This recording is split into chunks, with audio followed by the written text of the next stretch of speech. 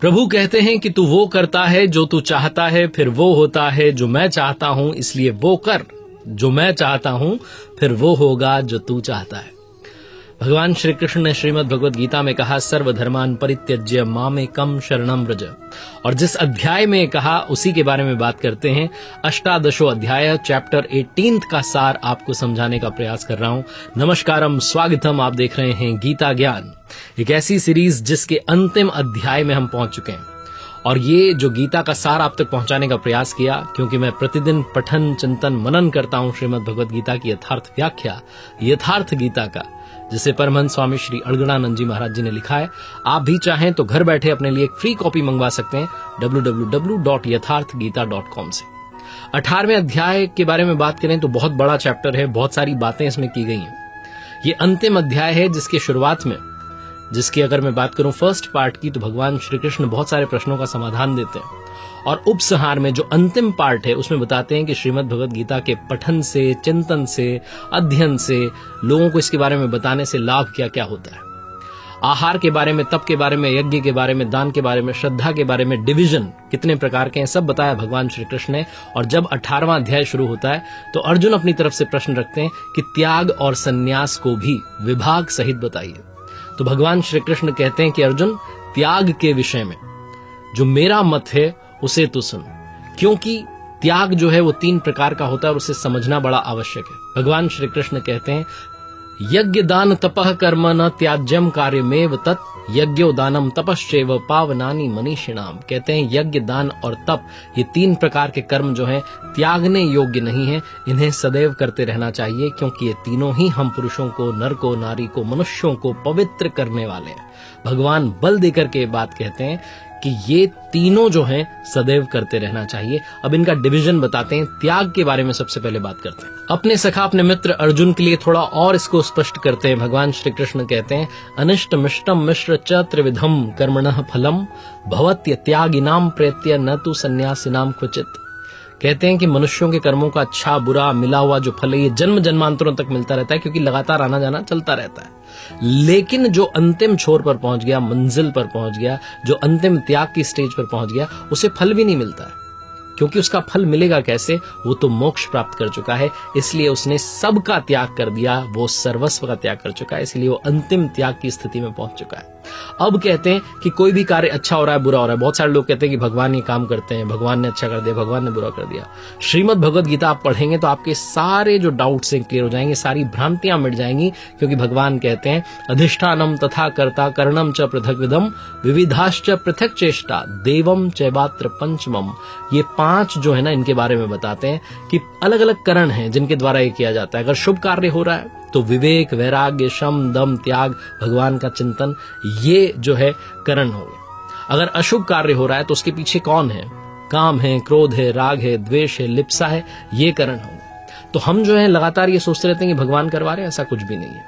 श्रीमद् भगवद गीता की यथार्थ व्याख्या, यथार्थ गीता में परमहंस स्वामी श्री अलगड़ानंद जी महाराज जी लिखते हैं कि भगवान और प्रकृति के बीच में, परमात्मा और प्रकृति के बीच में एक आकर्षण की रेखा है। जब तक हम प्रकृति की बाउंड्रीज में हैं, तब तक यही सारे कारण हैं, यही सारे कारण हैं जिनकी वजह से कार्य हो रहा है, अच्छा हो रहा है या बुरा हो रहा है। वो हमारा देव यानी कि हमारा संस्कार प्रारब्ध हैं जो पुराने चले आ रहे हैं, वो हमारी बहुत सारी इच्छाएं जिनकी वजह से कार्य हो रहा है। लेकिन जब हम पहुंच जाते हैं परमात्मा वाली आकर्षण रेखा में, इस रेखा को पार करके परमात्मा की तरफ चले जाते हैं, तो फिर प्रभु करने लगते हैं। क्योंकि श्रीमद् भगवद गीता में अर्जुन से कहते हैं कि तुम चिंता मत करो, मैं तुम्हारे साथ खड़ा हूं, तुम मेरे अनन्य भक्त हो, प्रिय सखा हो। लेकिन वो तब कहेंगे जब आप उनकी तरफ जाएंगे। अगर आप प्रकृति की आकर्षण रेखा में रहते हैं तो यही सारे कारण हैं जो कि बताए गए, काम, क्रोध, राग, द्वेष। अगर बुरा हो रहा है, अच्छा हो रहा है तो विवेक, वैराग्य, शम, दम, ये सब जो है आपके कार्य के पीछे के कारण हैं। अगर आप ये कहते हैं कि भगवान करा रहे हैं तो आप गलत कहते हैं, क्योंकि आपको जब भगवान करा रहे हैं तो उसके लिए उस आकर्षण रेखा को पार करना होगा, प्रभु की भक्ति में जाना होगा, प्रभु के समीप जाना होगा। वो दृष्टा से अनुमंता बने, भोक्ता बने, महेश्वर बने, फिर आपके सारे कार्य वो करने लगते हैं, सारी इच्छाएं वो आपकी पूर्ण करने लगते हैं। अब ये जो भक्ति है, आराधना है, चिंतन है, इसकी इंस्पिरेशन कहां से मिलती है? तो भगवान कहते हैं कि अर्जुन, परिज्ञाता यानी कि जो पूर्ण ज्ञाता महापुरुष हैं, संत हैं, ज्ञानम उसको जानने की जो विधि है, जो तरीका है, उससे, और ज्ञेयम जो जानने योग्य वस्तु है यानी कि भगवान स्वयं, इनसे कर्म करने की इंस्पिरेशन मिलती है। पहले तो आपको किसी ऐसे संत का सानिध्य मिले, ऐसे महापुरुष का सानिध्य मिले जो कि पूर्णत्व को प्राप्त कर चुके हैं, उनसे ज्ञान को जानने की विधि प्राप्त हो, और फिर जब आप आगे बढ़ने लगेंगे तो जो ज्ञेय है यानी कि जो जानने योग्य है, भगवान है, परमात्मा है, वो आपसे मिल जाएंगे। फिर आप वो कर्म करने लगेंगे जिसको चिंतन, मेडिटेशन, ध्यान, आराधना, भक्ति कहते हैं। ज्ञान, कर्म और कर्ता भी 3-3 प्रकार के हैं, तो 18वें अध्याय में बहुत स्पष्ट करते हैं। भगवान कहते हैं सर्वभूतेषु येनेकम भावम व्ययमिक्षते अविभक्तम विभक्तेषु तज ज्ञानम विद्धि सात्विकम।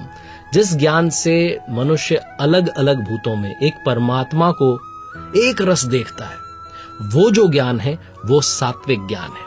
अब इसी के साथ में राजस और तामस ज्ञान क्या होता है उसके बारे में भी बताते हैं। राजस ज्ञान के बारे में बताते हैं कि जो अलग अलग जीवों में अलग अलग भावों को अलग अलग करके जानता है कि अच्छा है, ये बुरा है, ऐसी अगर सिचुएशन आ चुकी है तो राजस ज्ञान है, राजसी स्तर पर ज्ञान पहुंच चुका है।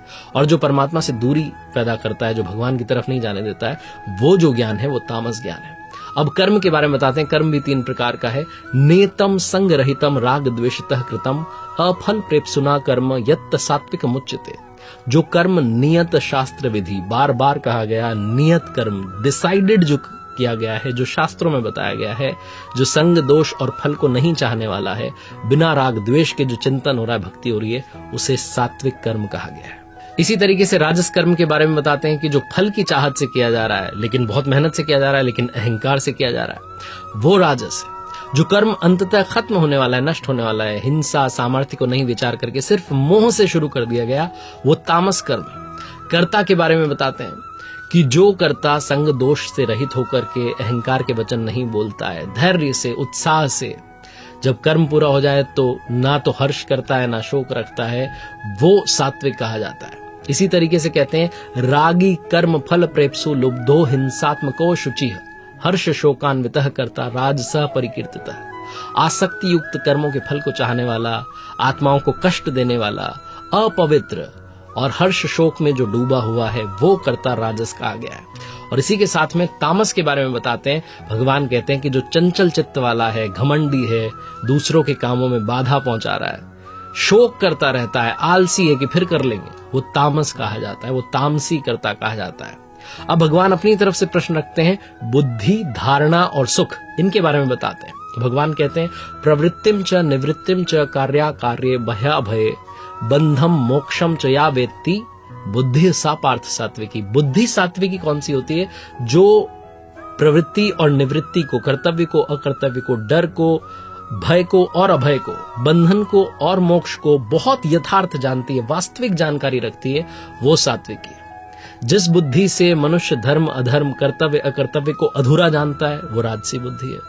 और जिस पर धूल लगी हुई है, धूल जमी हुई है, ढकी हुई है तमोगुण से, जो उल्टा मानती है, अधर्म को धर्म मानती है, धर्म को अधर्म मानती है, सारे हितों को उल्टा मानती है, विपरीत मानती है, वो बुद्धि तामसी कही गई है।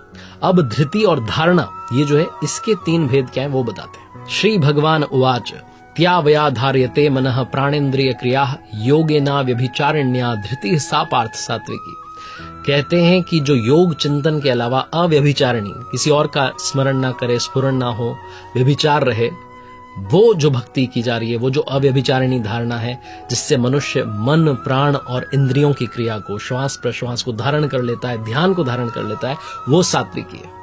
यानी कि भगवान की भक्ति की में अपनी धारणा को मोड़ देना सात्विक की धारणा है। फिर कहते हैं कि जो फल की इच्छा रखता है, सिर्फ और सिर्फ फल की इच्छा रखता है, धर्म अर्थ और काम को धारण करता है लेकिन फल की इच्छा के साथ करता है, वो राजसी है। और जो दुष्ट बुद्धि वाला है, जिस धारणा में निद्रा है, भय है, चिंता है, दुख है, घमंड को नहीं छोड़ता, इन सबको धारण करके रखता है, वो तामसी है। अब सुख के बारे में बताते हैं। सुखम त्विदानीम त्रिविधम शृणु भरतर्षभ अभ्यासाद्रमते यत्र दुखांतम च निघच्चति। कहते हैं भगवान सुख के बारे में बताते हुए कि जो सदैव अपने मन को, अपने चित्त को समेट करके इष्ट में रमण करता रहता है, जो दुखों का अंत करने वाला है। हालांकि ये जो सुख है, ये शुरू में आपको विष के सदृश लगता है। यथार्थ गीता में स्वामी जी लिखते हैं कि प्रहलाद को सूली पर चढ़ाया गया, मीरा को विष मिला। कबीर ने कहा कि सुखिया सब संसार है, खाए और सोवे, दुखिया दास कबीर है, जागे और रोवे। माता मीरा की बात करें तो उन्हें भी बहुत कष्ट दिए गए, प्रहलाद को बहुत कष्ट मिले, भक्त प्रहलाद ने ना जाने कितने कष्ट से है, कबीरदास जी को बहुत सारे कष्ट मिले। तो शुरुआत में कष्ट देने वाला है, लेकिन बाद में अमृत तुल्य, अमृत तत्व को दिलाने वाला है। ये सुख सात्विक कहा गया है। उसके बाद में कहते हैं कि जो सुख विषय और इंद्रियों के संयोग से होता है, शुरुआत में तो अमृत है, लेकिन बाद में विषय, इसका परिणाम विषय, क्योंकि बार बार आपको इसी चक्र में घूमना है, जन्म मृत्यु के चक्र में घूमना है, ये जो सुख है इसे राजस कहा गया है। और अंतिम बताते हैं तीसरा, कि जो सुख भोग काल में भी, यानी कि जब भोग रहे हैं तब भी, और जिसका परिणाम भी मोह वाला है, खराब है, हमेशा हमें इसी चक्कर में रखने वाला है, आलस्य में रखने वाला है, जन्म जन्मांतरों के चक्र में घुमाने वाला है, योनियों के चक्र में घुमाने वाला है, वो सुख तामस कहा गया है। अब गुणों के बारे में भगवान श्री कृष्ण बताते हैं। श्री भगवान उवाच न तदस्ति पृथिव्याम वा दिवि देवेषु वा पुनः सत्वम प्रकृति जैर्मुक्तम यदेभिः स्यात् त्रिभिर्गुणे। कहते हैं अर्जुन, पृथ्वी में, आकाश में, देवताओं में ऐसा कोई भी प्राणी नहीं है जो प्रकृति से जो उत्पन्न हो रहे हैं 3 गुण सत, रज और तम, इनसे रहित हो। पूरी प्रकृति जो है वो त्रिगुणात्मक है, मैं इनसे परे हूं। बार बार स्पष्ट करते हैं और अपने शिष्य को, अपने भक्त को याद दिलाते हैं कि आपको सिर्फ और सिर्फ एकमात्र मेरी शरण आना है, प्रभु का स्मरण करना है। आगे कहते हैं जो वर्ण व्यवस्था, जिसके बारे में बहुत बार श्रीमद् भगवद गीता में बात हुई, उसको और स्पष्ट करते हैं, एक बार फिर से रिमाइंडर के तौर पर याद दिलाते हुए कहते हैं ब्राह्मण क्षत्रिय विषाम शूद्राणाम च परंतप कर्माणि प्रविभक्तानि स्वभाव प्रभवेर गुणे। भगवान श्री कृष्ण कह रहे हैं कि हे परंतप, ब्राह्मण, क्षत्रिय, वैश्य और शूद्र जो हैं, ये कर्म के स्वभाव से उत्पन्न जो गुण हैं, उनके आधार पर विभक्त यानी कि डिवाइड किए गए हैं। अगर आपके अंदर सात्विक गुण है, निर्मलता है, ध्यान समाधि की क्षमता है, तो आप जा रहे हैं ब्राह्मण श्रेणी की तरफ। अगर तामसी गुण है, आलस्य है, निद्रा है, प्रमाद है, तो आप शुद्र श्रेणी की तरफ जा रहे हैं। उसी स्तर से आप कर्म करने लगते हैं, उसी स्तर से आप ध्यान करने लगते हैं, भक्ति करने लगते हैं। अगर बहुत ज्यादा उन्नत हो चुके हैं तो आप ब्राह्मण श्रेणी की तरफ बढ़ रहे हैं। उन्हीं 4 श्रेणियों को एक बार फिर से स्पष्ट करते हैं, ब्राह्मण, क्षत्रिय, वैश्य और शूद्र, और बताते हैं कि ब्राह्मणत्व अर्जित किया जाता है, वहां तक पहुंचा जा सकता है अगर आप ध्यान करें, अगर आप समाधि की तरफ बढ़ें, अगर आप निर्मलता लेकर के आए, अगर आप अपने मन को, अपने गुणों को सात्विक कर लें। एक बहुत ही इंपॉर्टेंट बात है जो कि समझनी चाहिए। अगर आप ध्यान कर रहे हैं, अगर आप चिंतन कर रहे हैं, मेडिटेशन कर रहे हैं, और इन 4 स्टेजेस के बारे में आपको पता है, ब्राह्मण, क्षत्रिय, वैश्य और शूद्र, और आपको लगता है कि मैं थोड़ा और आगे बढ़ जाता हूं, खुद से बढ़ जाता हूं, स्वयं से आगे बढ़ जाता हूं, तो भगवान अपने भक्तों को बताते हैं, ध्यान देने वाली बात कहते हैं, श्रेयान स्वधर्मो विगुणः पर धर्मात् स्वनुष्ठितात् स्वभाव नियतम कर्म कुर्वन् नाप्नोति किल्बिषम्।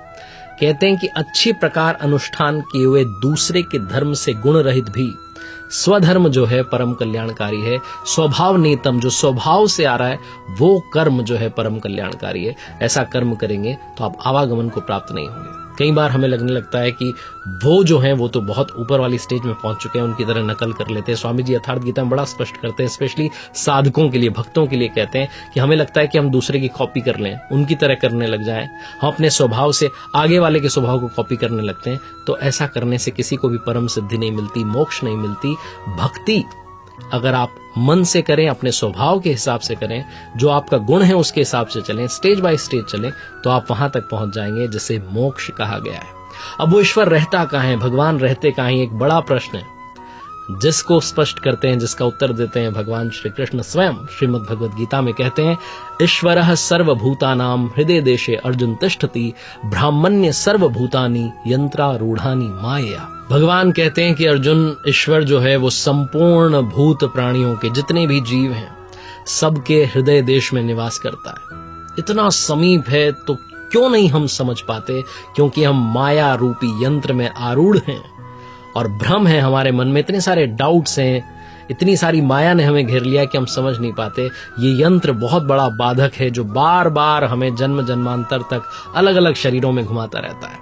तो हमें शरण किसकी जाना चाहिए? भगवान स्वयं कहते हैं, तमेव शरणम गच्छ सर्वभावेन भारत तत्प्रसादात् परम शांति स्थान प्राप्स्यसि शाश्वतम। हे भारत, हे अर्जुन, हे पार्थ, हे सखा, सब प्रकार से उस परमेश्वर की ही शरण में जाओ। उनकी कृपा से ही तुम्हें परम शांति मिलेगी, सनातन परम धाम मिलेगा। और वो एक बार फिर से कहते हैं कि मैं तुम्हारे लिए दोबारा से उस हितकारक वचन को दोबारा से तुम्हारे लिए कहता हूं, क्योंकि तुम मेरे अतिशय प्रिय हो। भगवान कहते हैं, मन मना भव मद भक्तो मद्याजी माम नमस्कुरु, मामे वैश्यसि सत्यम ते प्रति जाने प्रियो असी में। कहते हैं अर्जुन, तू मेरे में ही अनन्य मन वाला हो, यानी कि कहीं और नहीं, अन्य नहीं, अनन्य, मेरा अनन्य भक्त हो, मेरे प्रति श्रद्धा से पूर्ण हो, मुझे ही नमन कर। ऐसा करने से तू मुझे प्राप्त होगा। मन मना भव मद भक्तो मद्याजी माम नमस्कुरु। और आगे कहते हैं, समर्पण की विधि बताते हुए कहते हैं, सर्वधर्मान परित्यज्य मामेकं शरणं व्रज, अहम त्वा सर्व पापेभ्यो मोक्षयिष्यामि मा शुचः। संपूर्ण धर्मों को त्याग करके मैं इस स्टेज का करता हूं, ब्राह्मण श्रेणी का हूं, शूद्र श्रेणी का हूं, क्षत्रिय श्रेणी का हूं, वैश्य श्रेणी का हूं, इन सब विचारों को त्याग करके सिर्फ मेरी अनन्य शरण को आ जा, अन्य नहीं, किसी और की नहीं, मेरी शरण में आ जाओ। मैं तुम्हें संपूर्ण पापों से मुक्त कर दूंगा, तुम्हें मोक्ष दूंगा, परम धाम दूंगा। ये श्लोक श्रीमद् भगवद गीता का सार बताता है। और जो अंतिम भाग है 18वें अध्याय का, उसमें भगवान कहते हैं कि गीता को पढ़ने से लाभ क्या है, श्रीमद् भगवद गीता का पठन क्यों करना चाहिए। अध्यक्षते च ये इमं धर्म्यम संवाद मावयोः ज्ञान यज्ञेन तेनाह मिष्टः स्यामिति मे मति। कहते हैं भगवान की इस धर्ममय हम दोनों के संवाद का जो अध्यक्षते भली प्रकार से अध्ययन करेगा, मनन करेगा, चिंतन करेगा, उसके द्वारा मैं ज्ञान यज्ञ से पूजित होऊंगा। ऐसा यज्ञ जिसका रिजल्ट ज्ञान है, जिसका स्वरूप पीछे बता दिया गया है। तो आपसे मैं यही कहना चाहता हूं कि आप अगर कुछ ना भी कर पाए तो शास्त्र पढ़ना प्रारंभ कीजिए। श्रीमद् भगवद गीता की यथार्थ व्याख्या यथार्थ गीता आप मंगा सकते हैं, फ्री कॉपी मंगा सकते हैं www.यथार्थगीता.com से, जिसे परमहंस स्वामी श्री अड़गड़ानंद जी महाराज जी ने लिखा है। और जब आप इसका पठन करेंगे, चिंतन करेंगे, मनन करेंगे, तो आपके जितने सवाल हैं, जितने प्रश्न हैं, सबका समाधान हो जाएगा। अंत में भगवान अर्जुन से पूछते हैं कि क्या आपको कुछ समझ में आया। मैंने इतनी सारी बातें की, 18 अध्याय तक हम पहुंच गए। तो अर्जुन कहते हैं, वो अर्जुन जो कि अपने धनुष को छोड़ करके रथ के पिछले भाग में बैठ गए थे, वो कहते हैं, नष्टो मोह स्मृतिर्लब्धा त्वत्प्रसादान मयाच्युत, स्थितो अस्मि गत संदेह करिष्ये वचनम तव। कहते हैं प्रभु आपकी कृपा से मेरा मोह नष्ट हो गया, मुझे स्मृति प्राप्त हुई है, मुझे ज्ञान जो है प्राप्त हुआ है। जब आप सदगुरु की शरण में जाएंगे, जब आप प्रभु की शरण में जाएंगे और आपको सारी बातें समझ में आएंगी, तो आपकी सारी शंकाओं का समाधान हो जाएगा। आप कहेंगे कि मेरे भी जो स्मृति है वो लौट आई है। अंत में संजय जो है वो बहुत बड़ा निर्णय देते हैं, एक बड़ी बात कहते हैं श्रीमद् भगवद गीता के अंतिम अध्याय के अंतिम श्लोक में। संजय उवाच यत्र योगेश्वरः कृष्णो यत्र पार्थो धनुर्धरः तत्र श्रीर विजयो भूतिर ध्रुवा नीतिर मतिर्मम। कहते हैं, हे राजन, धृतराष्ट्र को कह रहे हैं संजय कि हे राजन, जहां योगेश्वर श्री कृष्ण है, जहां धनुर्धर अर्जुन है, स्वामी जी यथार्थ गीता में लिखते हैं कि ध्यान ही धनुष है, इंद्रियों की दृढ़ता ही गांडीव है, और स्थिरता के साथ ध्यान धरने वाला महात्मा जो है वो अर्जुन है। तो कहते हैं संजय कि जहां पर भगवान श्री कृष्ण है, योगेश्वर श्री कृष्ण है, धनुर्धर अर्जुन है, वहां पर श्री, ऐश्वर्य, विजय, जिसके पीछे में हार नहीं है, ईश्वरीय विभूति और चल संसार में जो चलता रहेगा उसमें अचल रहने वाली नीति है, ऐसा मेरा मत है। अब आप कहेंगे आज अर्जुन नहीं है, तो ये नीति और विजय विभूति तो अर्जुन तक रह गई, द्वापर काल में ही, द्वापर युग में ही समाप्त होगी। लेकिन ऐसा नहीं है। भगवान स्वयं कहते हैं बार बार कि मैं सबके हृदय देश में निवास करता हूं, मैं सबके हृदय में स्थित हूं। और अर्जुन की जहां तक बात है, अनुरागी हृदय जिसके मन में प्रभु के लिए प्रेमोल्लास जाग जाए, वो अर्जुन है। तो ये जो इष्टोन्मुखी लगन है, जो भगवान के प्रति भक्ति है, ये सदैव रहेगी। ऐसा अनुराग अगर आपके अंदर है तो आप भी अर्जुन हैं। यही स्वामी जी यथार्थ गीता में स्पष्ट करते हैं, और इसीलिए यथार्थ गीता श्रीमद् भगवद गीता की यथार्थ व्याख्या है। इसीलिए मैं कहता हूं कि आप पढ़िए ताकि आपकी सारी शंकाओं का समाधान हो जाए। इस 18वें अध्याय में सन्यास के बारे में बात की गई है। सन्यास के स्वरूप को बताया गया है कि सर्वस्व का न्यास, उस अंतिम छोर पर पहुंच जाना, फल को भी त्याग देना, प्राप्ति के फल को भी नहीं छूना, क्योंकि वो फल मिलेगा नहीं, आप वापस लौट करके नहीं आने वाले हैं। वो जो त्याग है, वो जो सर्वस्व का न्यास है, वही सन्यास है। इसीलिए इस 18वें अध्याय का नाम है सन्यास योगो नाम 18वां अध्याय। ये उम्मीद करता हूं कि आपको गीता ज्ञान सीरीज से बहुत कुछ समझ में आया होगा और आपके मन में एक इच्छा जागृत हुई होगी कि मुझे भी श्रीमद् भगवद गीता का पठन चिंतन करना चाहिए और भगवान की भक्ति में डूबना चाहिए, भगवान की तरफ एक कदम रखना चाहिए, उस रास्ते पर चलना चाहिए जो भगवान ने बताया है श्रीमद् भगवद गीता में, उनकी शरण में जाना चाहिए।